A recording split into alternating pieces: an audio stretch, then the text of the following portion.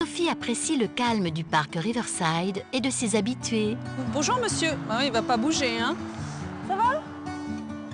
La ville de New York favorise l'installation d'œuvres d'art en plein air. C'est vraiment intéressant cette notion de musée en plein air. C'est quelque chose qui est très agréable à New York. On peut voir des œuvres d'art non seulement dans les musées, mais aussi à l'extérieur. J'aime bien cet aspect-là à New York. C'est la culture.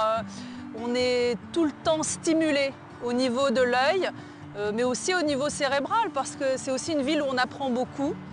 Entre une forêt de gratte-ciel, une voie rapide et l'Hudson River, le Riverside Park est une oasis de verdure et de tranquillité. Et ce qui est très caractéristique de New York, c'est qu'on passe toujours d'un monde à l'autre, c'est-à-dire ce monde un peu industriel, de voitures, de bruit, à quelque chose de beaucoup plus calme, comme l'eau, qui est très apaisant. Alors voici encore un exemple d'une œuvre d'art en plein air. Et la vraie question de cette œuvre, enfin ce qui me vient à l'esprit, c'est est-ce que la ville de New York vaut plus qu'un diamant finalement, puisque c'est une bague de fiançailles. Et beaucoup de gens qui viennent ici ne peuvent plus repartir, donc c'est vraiment comme un mariage finalement. Ce qui caractérise New York d'abord, c'est l'énergie, les gens, leur volonté d'être vraiment disponible, d'être direct, d'être efficace.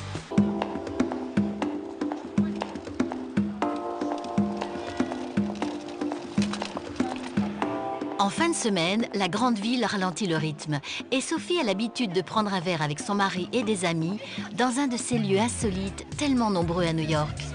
Vendredi soir, donc après une dure semaine, je retrouve mon mari au château. Mais c'est pas vraiment un château, c'est l'endroit qui s'appelle le château. Nous sommes à l'arrière d'une église qui était avant, dans les années 60-70, une boîte de nuit.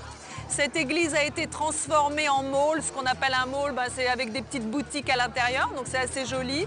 Et à l'arrière, un restaurant s'est créé qui s'appelle donc le Château. Donc c'est assez sympa d'aller au château en plein Manhattan.